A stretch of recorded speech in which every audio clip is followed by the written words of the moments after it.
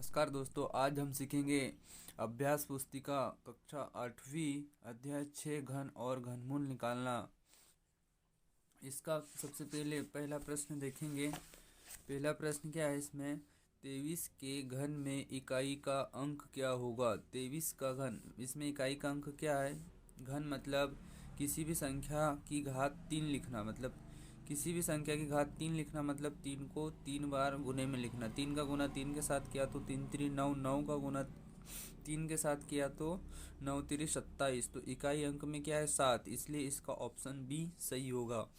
इसके बाद प्रश्न दूसरा प्रश्न दूसरा क्या दिया है, निम्नलिखित में से कौन सी संख्या पूर्ण घन है। पूर्ण घन मतलब कौन सी संख्या किसी का घन है। आपको 10 तक तो घन याद रहना ही चाहिए। 216 6 का घन होता है ये संख्या। उसके बाद आता प्रश्न तीसरा, निम्नलिखित में से किसका इकाई का अंक 9 है।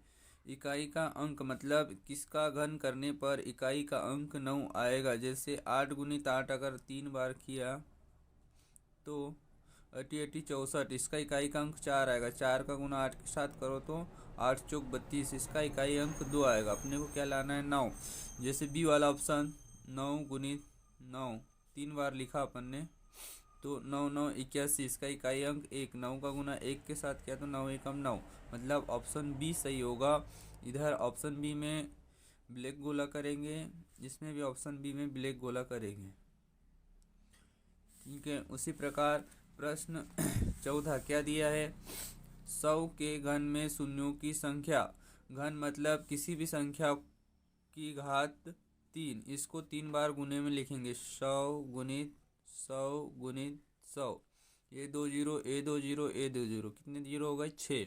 तो इसके 100 के घन में शून्यों की संख्या कितनी होगी 6।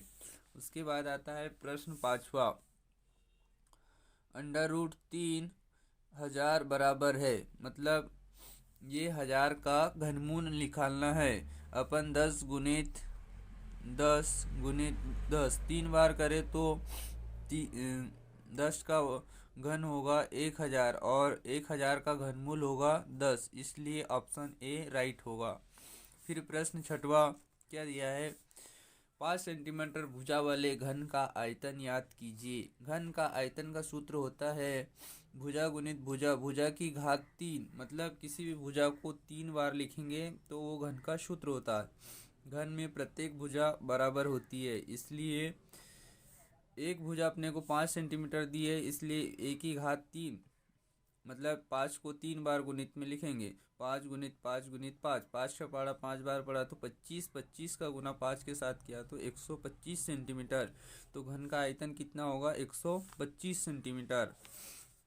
उसके बाद प्रश्न सातवां, वह सबसे छोटी संख्या याद कीजिए जिससे 256 का गुना करने पर वह पूर्ण घन बन जाए। मतलब 256 में ऐसी कौन सी संख्या का गुना करे कि वो पूर्ण घन बन जाएगी। यह भी पूर्ण घन संख्या नहीं है, इसमें कुछ कम पड़ रहा होगा तो उसका गुना करेंगे। इसके लिए सबसे अच्छी विधि है अभाज्य गुणनखंड। 256 में 2 का भाग लगाया, 2 एकम 2, 2 दूनी 4, 5 में से 4 गया तो 1 बचा, यहाँ लिखा तो हो जाएगा 16। 2 का पारा 8 बार पड़ा तो 16। अगर आपको अभाज्य गुणनखंड विधि से गुणनखंड निकालना नहीं आता तो कमेंट बॉक्स में कमेंट कीजिएगा, आपको अभाज्य गुणनखंड विधि निकालना भी सिखा दिया जाएगा। इसी प्रकार से इसमें 2 का भाग 12 में लगाया तो 6 बार, इस 2 का भाग 8 में लगाया तो 4 बार, फिर इस 2 का भाग 64 में लगाया तो 3 बार, और फिर इस 2 का भाग 2 में लगाया तो 2 बार, फिर इसका भाग इसमें लगाया 1 बार गया 2 हुआ 12, फिर 6 बार गया 2 का भाग, फिर 16 में 2 का भाग लगाया 8 बार, 8 में 2 का भाग लगाया 4 बार। इसी प्रकार से सारे गुणनखंड निकल गए। इन गुणनखंडों को लिख लेंगे। घन में 3 3 के जोड़े बनाए जाते हैं, क्योंकि किसी भी संख्या की घात 3 रहती उसको घन बोला जाता है। ये देखो कितने, 1 2 3 4 5 6 7 8 बार, तो 1 2 3 4 5 6 7 8 बार।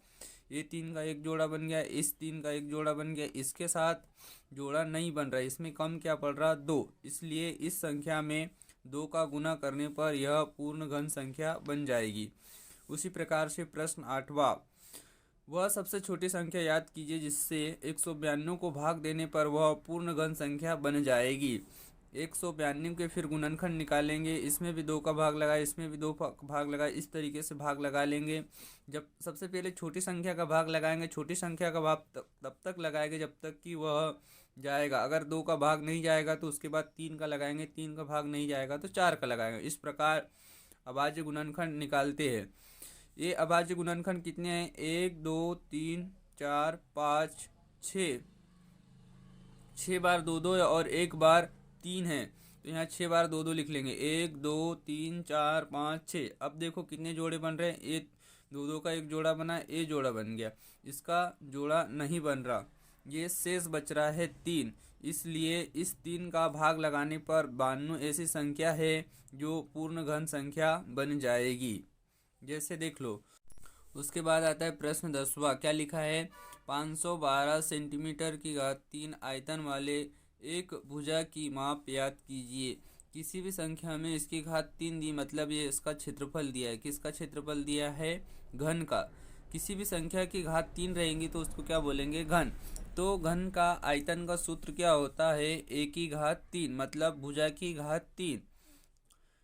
तो घन का आयतन अपने को 512 दिया था, तो घन का आयतन 512 लिख दिया। भुजा नहीं दी थी, भुजा याद करना है, तो भुजा 1 की घात 2। 512 किसका घन होता है? 8 का। इसलिए 8 की घात 3 भी लिख सकते हैं। 8 गुणित 8, 3 बार करोगे तो भी 512 आएगा। 80 80 64, 64 का गुना 8 के साथ कर लेना, या तो करके देख लो। 8 चौ 32 का 2 हासिल के 3, 8 छंग 48 और 3 51 हुआ 512। मतलब 8 की घात 3 अपन लिख सकते हैं। एक घात से एक घात कट गई तो ए का मान कितना आया? 8। तो भुजा कितनी होगी? भुजा होगी 8 सेंटीमीटर। भुजा कितनी होगी? 8 सेंटीमीटर। फिर उसके बाद आता है प्रश्न 11वां।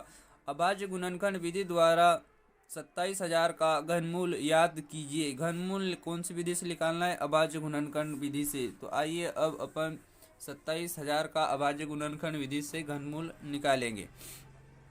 2 का भाग 27 में जब तक 0 है, मतलब सम संख्या, तो इसमें 2 का भाग जाएगा। 2 का भाग लगाया तो जितना आया, फिर इस 2 का भाग इसमें, फिर इस 2 का भाग इसमें, फिर 3 का भाग, फिर 3 का भाग, फिर 3 का भाग। सारे अभाज्य गुणनखंड को यहाँ पर इस प्रकार लिख लेंगे। कितने लिखे? 1 2 3। 3 बार 2 2 तो 3 बार 2 2 लिख लिया। उसके बाद 1 2 3 बार 3 3, 3 बार 3 3, 5। 1 2 3 बार 5, तो 1 बार 3 बार 5।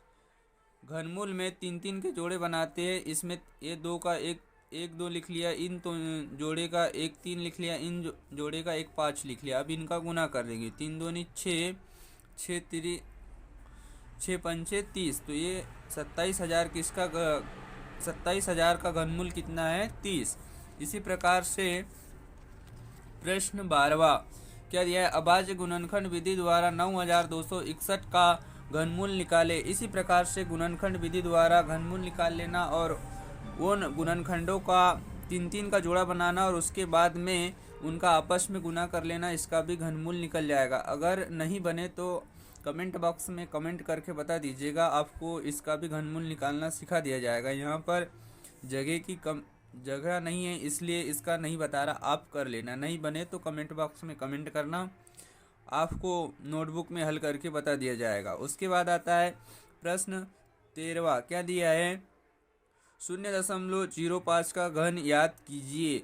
घन का सूत्र क्या होता है? a की घात। घन का क्षेत्र, घन याद करने का सूत्र क्या होता है? a की घात 3। मतलब इसको 3 बार गुने में लिखना। 0.03 को 3 बार गुने में लिखेंगे तो क्या आएगा? 5 का पड़ा 5 बार पड़ा 25। इसका गुना इसमें करेंगे 125। फिर कितने अंक के बाद? 1 2 3 4 5 6 अंक के बाद दशमलव। 3 ये 25 का हो गया। 3 0 ये लगाया, ये 6 अंक के बाद दशमलव। तो इसका उत्तर क्या आएगा? 0.00000125। इसी प्रकार क्या दिया है? प्रश्न 14।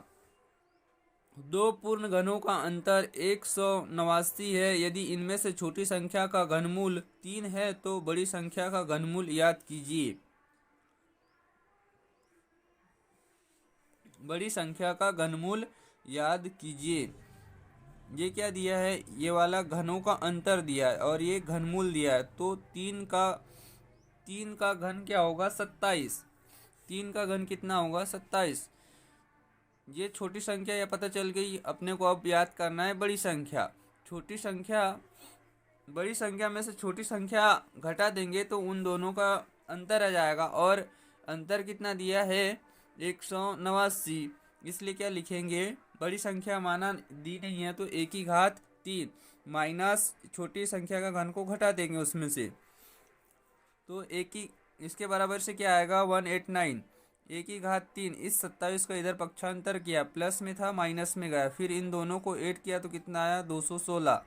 216 किसका घन होता है, 6 का। इसलिए 6 की घात 3, एक घात से घात कट गया, ए का मान कितना आया, 6।